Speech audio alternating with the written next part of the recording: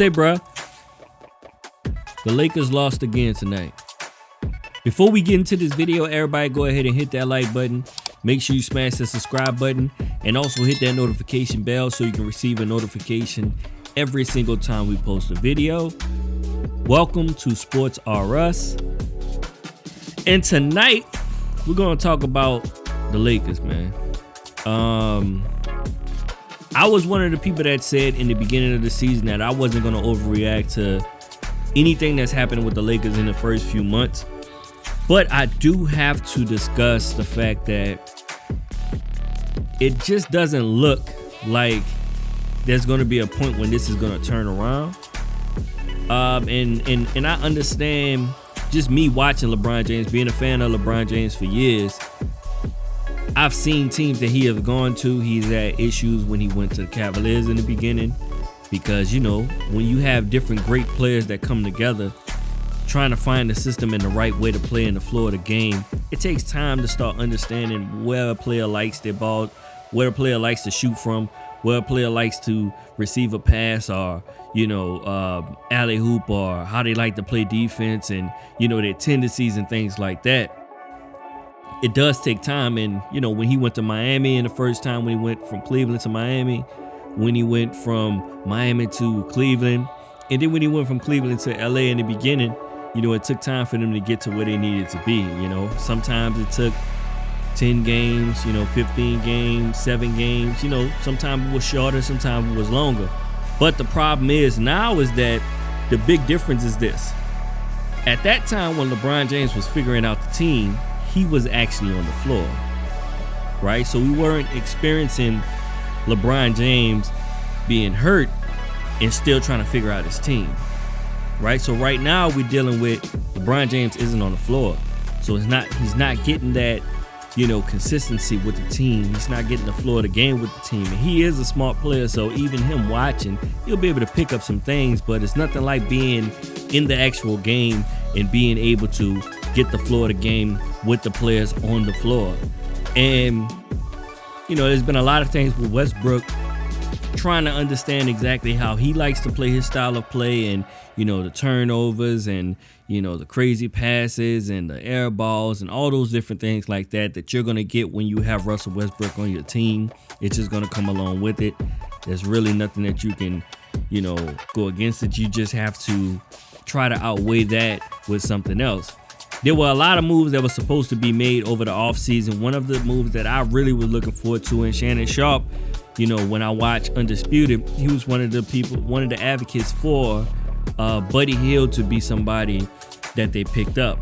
And the reason why I really agree with Shannon Sharp as it pertains to Buddy Hield is because Buddy Hield is going to stretch the floor, and he's going to provide somebody like LeBron who can get the ball to anybody.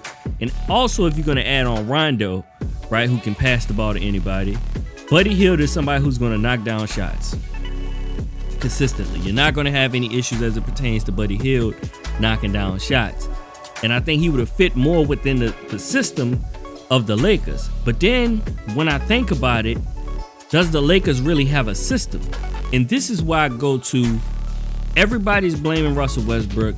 Everybody's blaming different players on the team. But when I think about it, the person that needs to be blamed the most, to me, is Frank Vogel. Because Frank Vogel is falling into what I like to think of as the LeBron, I'm coaching LeBron syndrome. And what that pretty much means is this: I'm coaching LeBron. He's going to make it work. So I don't really have to implement things. I just have to let LeBron do what he does.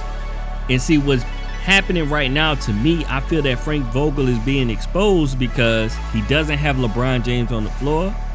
So now he has to really coach. And the adjustments that he makes on a play-to-play basis, from a quarter-to-quarter basis to a game-to-game basis, isn't going. So you don't have that mask in front of your actual coaching style.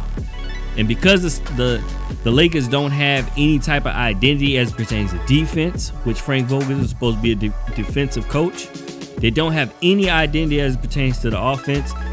They don't really have a way of playing. They just run pretty much the same type of plays. Maybe when you have LeBron in there, run that pick and roll situation with him and AD, you know, have a shooter on the outside or something like that. But a lot of Frank Vogel's adjustments, his substitutions, the players that he puts on the floor doesn't make any sense. He'll have Rondo and Russell Westbrook on the floor, you know, with two other players who can't shoot in the center.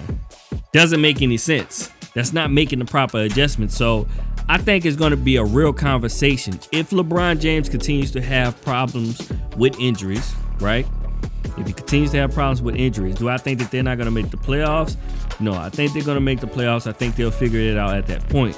But what can happen within that time is somebody like Frank Vogel being exposed so much that the Lakers organization looks at him and say, is he the proper guy to be the coach of this team? Is he a great coach, or is it that he had LeBron James on the team and we couldn't actually see it because he was behind that mask and that cape of LeBron James? So that's a big conversation that I think needs to be had. The Lakers have been losing a lot of different games. I mean, the other night they almost lost the game by, I believe, 30 to the Minnesota Timberwolves. That game was deplorable. They wind up winning the next game against the Spurs. And then tonight they lost against the Chicago Bulls, who is on fire. Trust me, that's one of them teams you got to continue to keep on looking at. I know it's early in the league. I mean, it's early in the season. You don't want to get too excited about anything because any and everything can change soon. So, but it is enjoyable to see the Chicago Bulls doing their thing. And the Lakers right now, they need to make some adjustments. But like I said, I won't put in the panic button because we haven't really hit the part of the season that I call the official part of the NBA season, which is anything after the Christmas games. So after the Christmas games is when you'll start hearing me say, let's press that panic button. Let's start making some adjustments. Let's start looking to make some trades, and you know, it might be some big time acquisitions that they'll have to make within that time. But we'll see what happens. LeBron, they say that he's progressing a lot, so he'll be back with the team hopefully within the next 2 to 3 weeks, and we'll be able to really see what this team is made of. But right now, I believe that Frank Vogel is being exposed. And I just want to hear from everybody else. Let me know what you feel. Do you feel that I'm right? Do you feel that Frank Vogel is being exposed currently right now as pertains to his coaching? Or do you think it's something else that's on his team? Comment down below. Let me know how you feel. Make sure everybody go ahead and hit that like button. Make sure you subscribe. Make sure you also hit that notification bell so you can receive a notification every single time I post a video. We're going to have more and more videos coming. I will be more consistent. We're going to have more of those mini docs that I like to make coming out soon. So this has been Sports R Russ. I appreciate every last one of y'all.